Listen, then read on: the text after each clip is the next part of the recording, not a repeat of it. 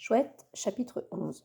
L'agent David de Linco avait pris l'habitude de passer en voiture devant le site du chantier chaque matin en se rendant au commissariat et, à nouveau, chaque après-midi, en rentrant chez lui. Parfois, il y passait même tard le soir s'il allait s'acheter à manger. Détail pratique, il y avait une supérette à quelques rues de là. Jusque-là, le policier n'avait pas vu grand-chose sortant de l'ordinaire, sauf un drôle de spectacle un peu plus tôt dans la journée. Un homme aux yeux fous poursuivait plusieurs grands chiens noirs sur la propriété en brandissant un parapluie rouge.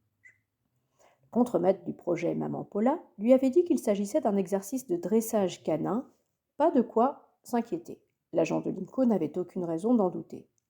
Même s'il avait espéré capturer lui-même les vandales, le policier reconnut que la chaîne de crêperie avait eu une excellente idée de clôturer et de poster des chiens de garde. Ça effraierait sûrement les intrus potentiels qui se tiendraient à l'écart.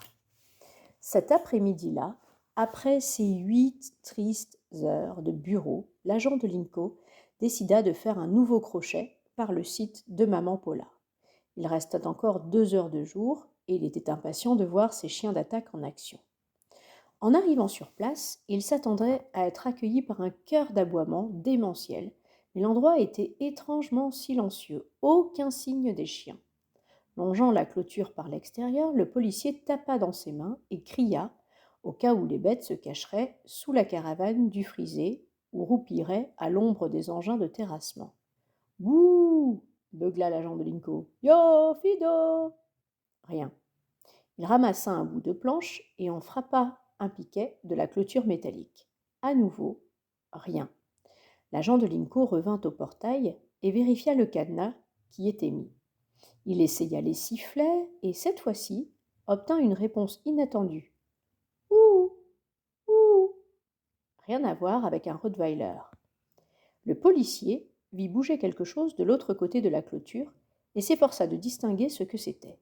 D'abord, il crut que c'était un lapin, à cause de la couleur, mais soudain, ça s'éleva du sol et balaya à tire-d'aile le terrain d'un bout à l'autre avant de fondre en piqué sur le capot d'un bulldozer. L'agent de Linco sourit. C'était l'une de ces entêtées petites chouettes des terriers dont s'était plein le frisé. Mais où étaient les chiens de garde? Le policier recula en se grattant le menton. Demain, il ferait un saut à la caravane et demanderait au contremaître ce qui se passait. Alors qu'une brise tiède se levait, l'agent de Linco remarqua que quelque chose voltait au sommet du grillage. Ça ressemblait au ruban de l'un des jalons, mais non. C'était un lambeau de tissu vert. Le policier se demanda si quelqu'un n'avait pas accroché sa chemise au grillage en passant par-dessus la clôture. Il se dressa sur la pointe des pieds et récupéra le morceau d'étoffe déchiré qu'il rangea soigneusement dans l'une de ses poches. Puis il remonta dans sa voiture de patrouille et se dirigea vers Oriol-Est. Accélère cria Béatrice Lip. Je peux pas haleta Roy qui courait derrière elle. Béatrice chevauchait la bicyclette qu'elle avait empruntée à Trace Middle. Doigt de Mulet était affalé sur le guidon, à peine conscient. Il avait eu un malaise et était tombé du haut de la clôture quand ils avaient quitté en hâte le site du chantier. Roy voyait que le garçon souffrait de plus en plus des morsures de chien qui s'infectaient. Il lui fallait un médecin au plus vite. Il ne voudra pas y aller, avait affirmé Béatrice. Alors, il faut prévenir sa mère. Pas question. Et elle avait démarré. À présent, Roy tentait de ne pas la perdre de vue. Il ne savait pas où Béatrice emportait son demi-frère et il avait le sentiment qu'elle n'en savait rien, elle non plus. Il va comment lui cria Roy. Pas bien. Roy entendit une voiture et tourna la tête. À 2 blocs à peine, un véhicule de police arrivait derrière eux. Roy pila automatiquement et se mit à agiter les bras. Il n'avait qu'une idée en tête, emmener Doigt de Mulet à l'hôpital le plus tôt possible. « Qu'est-ce que tu fais » lui cria Béatrice Lip. Roy entendit la bicyclette tomber sur l'asphalte avec fracas. Il se retourna et vit filer Béatrice, son demi-frère jeté comme un sac de grains sur son épaule. Sans un regard en arrière, elle coupa entre 2 maisons au bout du bloc et disparut. Roy resta planté au milieu de la route. Il avait une décision importante à prendre, et vite. D'un côté arrivait la voiture de police, de l'autre s'enfuyaient ses 2 amis. Enfin, ceux qui ressemblaient le plus à des amis depuis qu'il était à Coconut Cove. Roy prit une profonde inspiration et fonça sur leurs traces. Il entendit klaxonner, mais continua d'avancer, espérant que le policier ne bondirait pas de son véhicule pour le poursuivre à pied. Roy ne croyait pas avoir fait quelque chose de mal, mais il se demanda s'il pouvait avoir des ennuis pour avoir aidé Doigt de Mulet, un fugueur du système scolaire. Le garçon essayait seulement de prendre soin de quelques chouettes. Quel crime pouvait-il y avoir à ça, songeait Roy. 5 minutes plus tard, il retrouva Béatrice Lipp à l'ombre d'un acajou dans un jardin privé. La tête de son demi-frère reposait sur ses genoux. Il avait les yeux mi-clos et le front luisant. Les profondes morsures de son bras, enflé, étaient à l'air libre. Le pansement avait été arraché, en même temps que la manche de son t-shirt vert, quand il avait dégringolé du haut de la clôture. Béatrice lui caressait la joue et releva tristement les yeux vers Roy. « Qu'est-ce qu'on va faire maintenant, cowgirl ?» Plus question pour le frisé de fricoter avec des chiens d'attaque. Et tout en ne trouvant pas folichon de passer ses nuits dans la caravane, il voyait là le moyen radical d'empêcher les délinquants, ou qui que ce soit, qui sabotait le futur chantier, de sauter la clôture et de faire les 400 coups.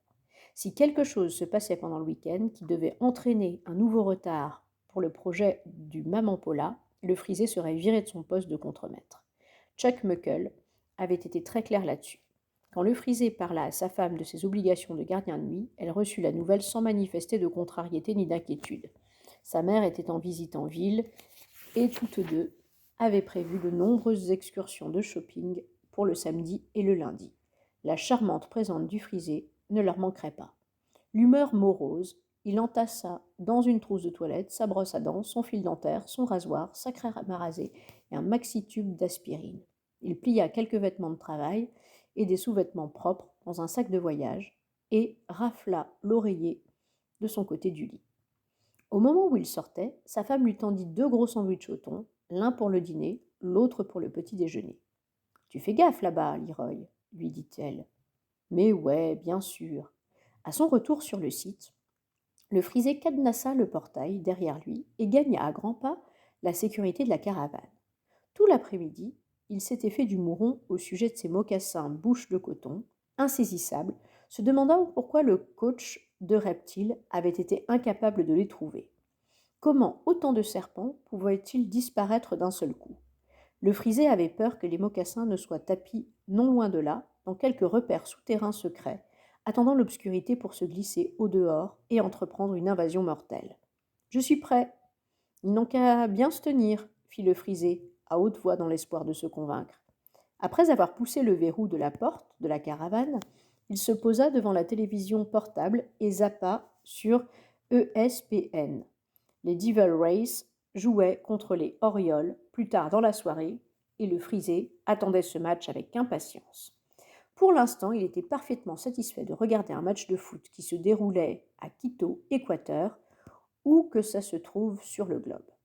Il se carra sur son siège, desserrant sa ceinture pour faire de la place au renflement du calibre 38 qu'il avait fait suivre pour sa protection. En fait, il ne s'était jamais resservi d'une arme depuis son séjour dans les Marines 30 ans plus tôt, mais il gardait un pistolet caché chez lui et demeurait confiant en ses capacités de tireur. De toute façon, est-ce que ça pouvait être difficile d'atteindre un très gros serpent? Au moment même où le frisé faisait un sort à son premier sandwich au thon, une pub pour la maison des crêpes 100% américaine de Maman Paula passa à la télévision. Déguisée en cette bonne vieille Maman Paula, qui était sinon Kimberly Lou Dixon en personne, l'ex-finaliste au titre de Miss America. Elle faisait sauter des crêpes sur une plaque chauffante en fredonnant une espèce de truc débile. Malgré le super bon boulot des maquilleurs, le frisé pouvait voir que la vieille dame de la pub était beaucoup plus jeune et qu'elle était jolie. Se rappelant ce que Chuck Muckle lui avait dit du nouveau rôle de Kimberly Lou Dixon au cinéma, le frisé tenta de se la représenter en reine des sauterelles mutantes. Sans nul doute, le département des effets spéciaux la doterait de 6 pattes vertes et d'une paire d'antennes, ce que le frisé trouvait fascinant à imaginer. Il se demanda si on le présenterait personnellement à une Kimberly Lou Dixon quand elle viendrait à Coconut Cove assister au premier coup de pioche de la nouvelle crêperie. Cette éventualité n'était pas si tirée par les cheveux, étant donné son poste d'ingénieur superviseur du projet, le grand chef sur le terrain. Le Frisé n'avait jamais rencontré de star de cinéma, de vedette télé, de Miss America, ni de Miss n'importe quoi. Est-ce que ça sera bien de lui demander un autographe, se disait-il? Est-ce qu'elle verrait un inconvénient à poser avec lui pour une photo? Et s'adresserait-elle à lui avec sa voix bidon de Maman Paula ou avec celle de Kimberley Lou Dixon? C'étaient là les questions qui turlupinaient le Frisé alors que, sur l'écran, l'image se dissolvait en neige grésillante devant ses yeux incrédules. La bile échauffée, il balança un coup de poing plein de mayonnaise dans le côté du poste, sans résultat. Le câble l'avait lâché en plein milieu d'une pub de Maman Paula. Pas bon signe, songea le Frisé avec aigreur. Il eut recours à force gros mots pour maudire sa malchance. Ça faisait des années qu'il n'avait pas passé une soirée sans télé et il ne savait plus trop comment se distraire dans ce cas. Il n'y avait pas de radio dans la caravane et la seule lecture à sa disposition était un journal du bâtiment avec des articles à périr d'ennui sur les revêtements de toit anticyclone ou les traitements antithermiques pour le contreplaqué.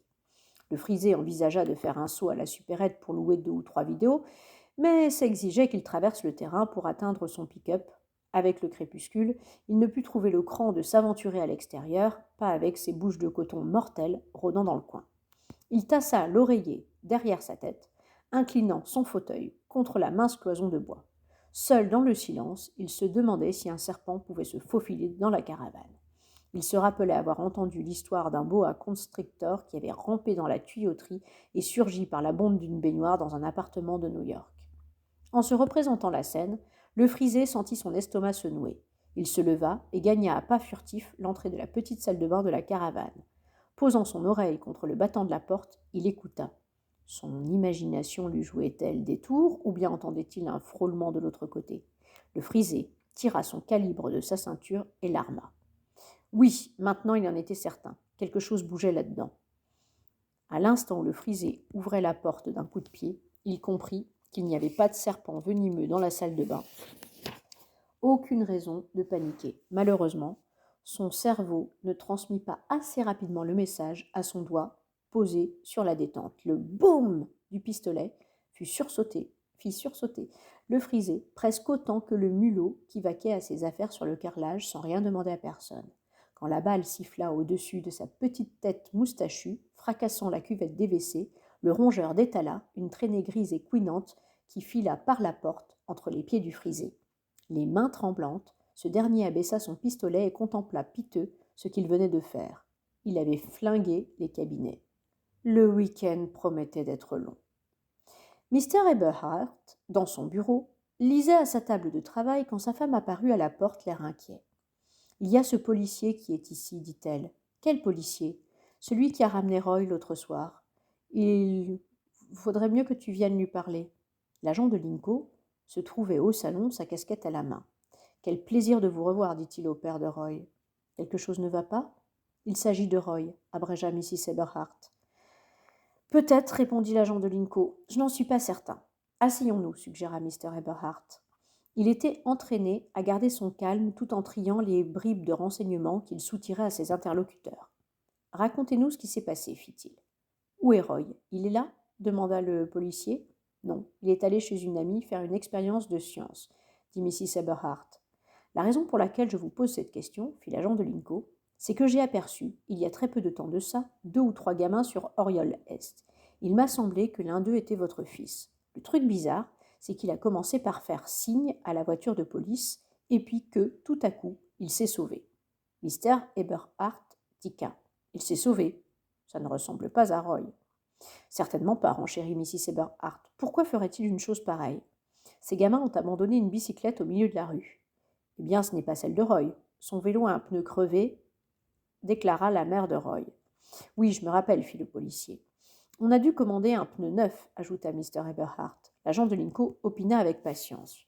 Je sais que ce n'est pas la bicyclette de Roy.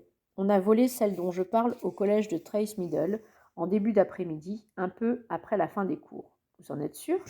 Demanda Mr. Eberhardt. Oui, monsieur, je l'ai découvert en communiquant le numéro de série par radio. Le silence régna dans la pièce. La mère de Roy regarda avec gravité le père de Roy, puis fixa le policier dans les yeux. « Mon fils n'est pas un voleur, déclara-t-elle nettement.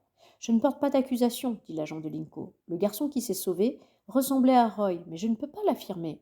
Je viens juste vérifier auprès de vous, parce que vous êtes ses parents et que, ça fait partie de mon boulot. Le policier se tourna vers le père de Roy pour obtenir son soutien. En tant qu'agent fédéral, Mr. Eberhardt, je suis sûr que vous me comprenez. Oui, marmonna le père de Roy distraitement. Combien d'enfants avez-vous vu dans la rue?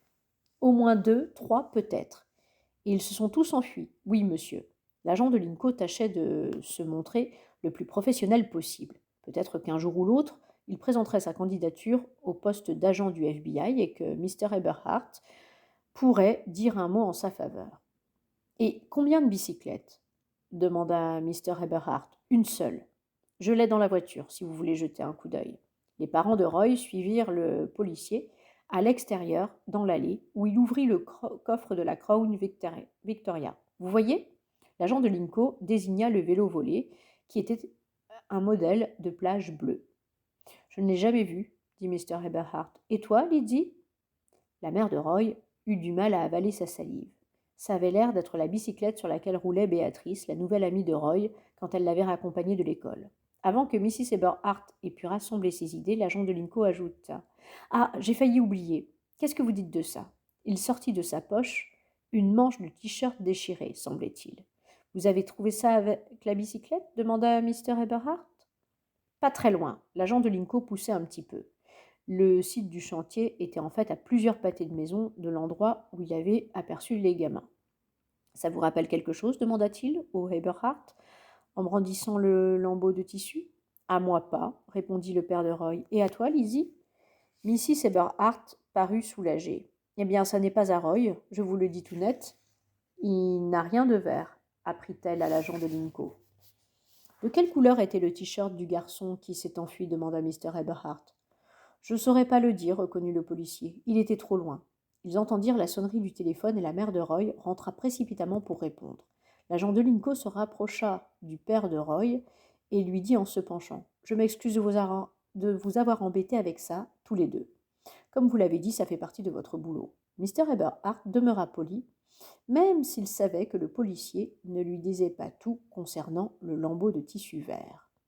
Puisqu'on parle boulot, fit l'agent de Linco, vous vous rappelez l'autre soir quand j'ai ramené Roy chez vous, avec son pneu crevé? Bien entendu, par ce sale temps. Oui, je m'en souviens, dit Mr. Eberhardt avec impatience. Il n'a pas fait allusion au fait que vous écriviez une lettre pour moi? Quel genre de lettre? À notre chef de la police, précisa l'agent de Linco. Pas une grande lettre, juste un petit mot pour mon dossier, disant que vous me remerciez d'avoir donné un coup de main à votre garçon, quelque chose dans ce goût-là. Et ce mot devait être envoyé au chef? Oui, au capitaine, même à mon sergent. Ça serait au poil. Roy ne vous en a pas parlé? Pas que je me souvienne, dit Mr. Eberhardt. Vous savez comment sont les gosses, il a probablement oublié. Quel est le nom de votre sergent? Je verrai ce que je peux faire. Le père de Roy ne faisait aucun effort pour dissiper son manque d'enthousiasme. Son indulgence pour le jeune flic arriviste était presque épuisée. Merci un million de fois, dit l'agent de Linco en secouant vigoureusement la main de Mr. Eberhardt. Le moindre petit rien aide pour l'avancement. Et un truc comme ça, venant d'un agent fédéral tel que vous, mais il n'eut pas l'occasion de donner le nom de son sergent à Mr. Eberhardt, car, au même moment, Mrs. Eberhardt franchissait en trombe la porte d'entrée, son sac dans une main et un trousseau de clés de voiture cliquetant dans l'autre. Qu'est-ce qu'il y a, Lydie? Lui cria Mr. Eberhardt. C'était qui au téléphone? Le service des urgences, s'exclama-t-elle, essoufflée. Roy est blessé.